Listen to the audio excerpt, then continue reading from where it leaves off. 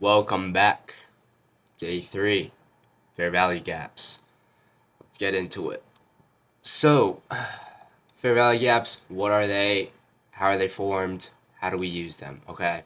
So, fair value gaps is an ICT concept that's kind of dumbed down. The truth behind fair value gaps is actually what's called volume balance, where price moves super fast. Like, let's say a lot of buyers push up price a lot, and sellers aren't able to resist that movement, which is why we have these gaps, and which is why price likes to come back into these gaps because the market is an auction. Okay, the market always likes to rebalance, right? If we have a lot of buying movement, we need some sell movement come down to balance both sides out. All right, so how do we see this on the chart? Right here, I have a drawing for you. These are fair value gaps, these little rectangle box. How do we verify and find them? So fair value gaps are made of basically a 3-candle pattern. You need 3 candles in order to form a fair value gap. We have our first candle here, second candle here, third candle here. How do we find these fair value gaps? Well, a fair value gap is formed when there's a gap kind of between the bodies. So if we take a look at this right here, we have one candle here, we have its high, and we have its low. And the body is right here colored, right? Let me color this in. Let's do green. We have this body here, we have this body here, and we have this body right here. Okay, so second candle is when we look at the body. We see right here that we have a body of this candle right here. And then we take a look at our third candle. We have our high and we have our low. So when you take a look at this, you want to look at the middle candle. And we see here that this line is able to pass through this body of the candle. And there's a space between these two candles right here.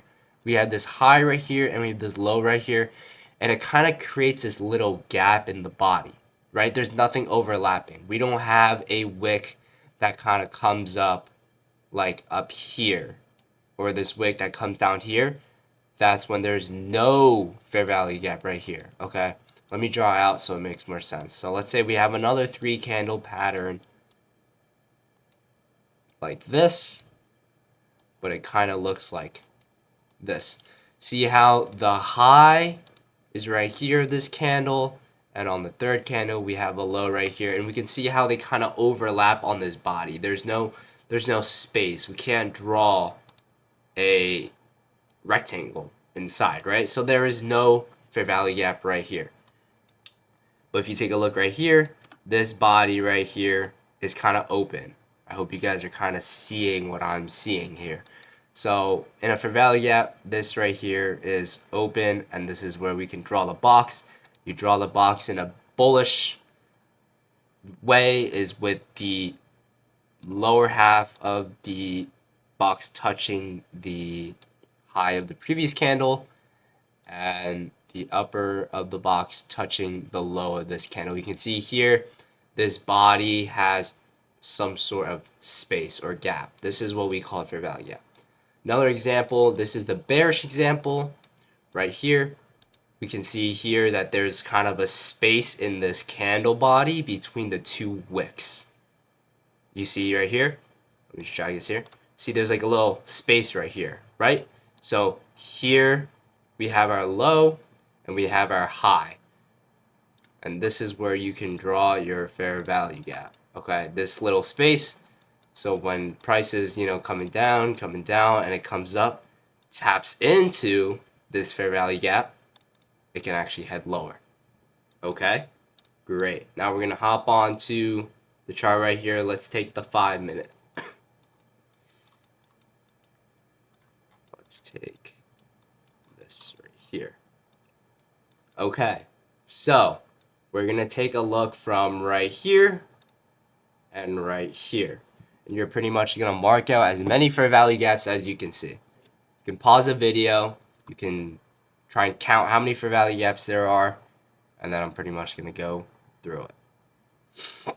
Okay, so let's go through it. So we're gonna start from right here. We have our candle, we have a candle, and we see this huge body right here, right? And let's take a look at the previous and the after candle. we see the previous candle is right here with the wick low, previous candle wick high. Inside of this body, is there any wick before and after that overlap each other? No, right? You can see that there's clearly a big space between right here, and this is what we would call a fair value gap, and you can extend it. And notice how when price comes down and comes back, it actually reacts off of this fair value gap, and we see that we head lower. Okay, let's take a look. Another example. Let's take a look at this candle. Before and after, do we see a body candle that has space and isn't being overlapped by wicks? No, because we have this wick and this wick overlapping on this body. But let's take a look at this candle. This candle, we see we have a little space, right? You can see that you're able to draw a rectangle. If you're able to draw a rectangle, this is a fair value gap. These wicks aren't overlapping the body of this candle. Now let's take a look at this candle. You see here we have space again because these wicks don't overlap the body of this candle. So we have this low here and we have this high here. See how they never overlap on this body right here. If this wick were to come down all the way here, then we wouldn't be able to draw a body because this wick would be here and this high would be here. This wouldn't work because the body has been covered. Let's take a look at this example. So we see here, the low of this candle is right here, and the high of this candle is right here. Notice how there's no space in between this candle because they touch each other. So the space has been eliminated, which means that this is not a fair value gap or there is no fair value gap present. Let's take a look at this candle. We have our low right here, and we have our high right here, and this part of the body is untouched, right? This part of the body is untouched, which means that we have a nice fair value gap right here, okay? Let's take a look at some bullish examples. Here is a great example. Let's take a look at this candle right here. We have a nice move, and we see here that the previous and after wicks don't overlap each other on this body, right? We have our high right here, we have our low right here, which means that this is a fair value gap. And you can see and notice once this fair value gap was created with this candle, we see with this price came down, tapped into this fair value gap, and we went higher, okay? Let's take another example. This candle right here, the high and the low don't overlap, and we get this nice fair value gap right here, right? And then as you can see in the chart, you just see gaps, okay? If you see gaps, your eyes, once you keep practicing and practicing, your eyes will automatically see it, right? Right here, boom, right? Right here, boom, tiny one. Right here, boom, another one, right? Right here, we get it here, right here, boom, tiny one. And you can see some of them, price comes up, taps, and heads higher, okay? Great. Now, there is a rule when entering or using these fair value gaps. Let's take a look at this right here. So we see that there's a fair value gap right here, and we see a fair value gap that is right here. And we see a fair value gap that is right here. Okay? There's three ways fair value gaps, how price reacts to them, and things like that. One, a fair value gap can sometimes never be hit. It just happens. In the future, it will always be hit. Okay? Always. Okay. So this fair value gap, we see price never came in, never tapped in. This fair value gap is still good to use in the future if things align.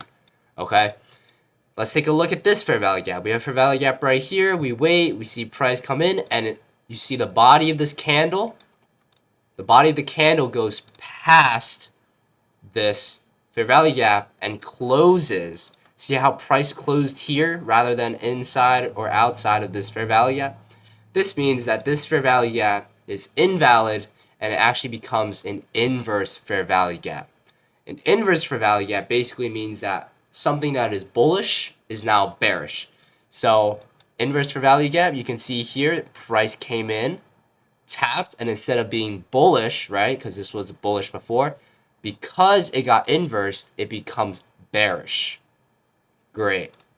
So if a candle closes past a fair value gap, which is this rectangle box, it becomes disrespected and becomes the opposite confluence, or it just becomes useless. It doesn't work at all. Let's take a look at this fair value gap right here.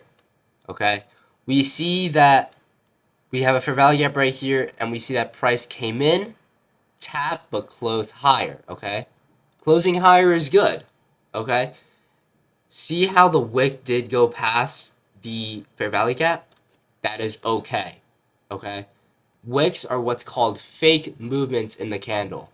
Bodies tell the story, wicks do the lies. Okay, so we see the wick comes in, taps it, which means that it basically reacts off of the fair value gap because we were able to touch it. Okay, just think of this maybe like as a trampoline. They came down, jumped on the trampoline, and came back up. Okay, sure, they went past it. Remember, like a trampoline can go down, but it'll push them back up. So wicks are okay as long as the body closes inside or above or outside of the fair value gap. It is respected in perspective to the direction that we're going in, right? So for bullish, we want to see price come down. Price doesn't close past this low of the fair value gap and closes higher. So we can see here price enters, price goes higher. Now let's take a look at what happens if maybe price closes in a body but also still respects it. Let's take a look at, let's see, what's a good example? This right here. This is a beautiful example. So we have a fair value gap right here. It's a bullish fair value gap because it's created coming upwards instead of downwards. And we can see here, price came in, it tapped. See how all these wicks are still inside? Wicks could go outside, but see how all of the bodies of these candles never closed below the fair value gap, which means it's still being respected. Price can stay within a fair value gap for quite some time and still react off. As you can see here, price on this candle reacts upwards. Got it? Great. Now, why do some fair value gaps and some fair value gaps don't work and do work? It all depends on what's called premium and discount. Okay, let's take for example this movement right here. We have this high and we have this low. Okay, when we have these highs and lows and we have a fair value gap right here, once again the market is an auction, right? Let's say you're waiting for a price and a price of the apple is at $2.50. The high of the apple was $5 and the lowest the apple was $1, right? You want to be, when you're buying, below that 50%, right? So if the high was $5 and the middle was 2 point something, you want to be able to buy the apple at around $2 or $1, right? You don't want to buy the apple at $4 or $5 because that's at the high. Vice versa with selling the apple. You don't want to sell the apple at $2.50 or below. You want to sell the apple at $3, $4, $5, anything 50% above, okay? This is the same thing for the market. Let's say we have this move right here. We have the high. This is where the Gann box comes in handy. You can copy my settings. I'm not sure if it's saved, but here are my settings. You can pause, save it. And here are my settings. And we can see here, this is the 50% of this range, right? So buyers want to buy in this range so they have more control, right? Sellers don't want to buy in here. So when buyers start buying, they have more power here.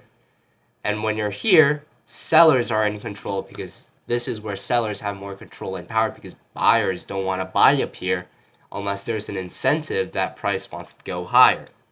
So this is why this fair value gap is respected because this bearish fair value gap, which is selling, is above the 50%.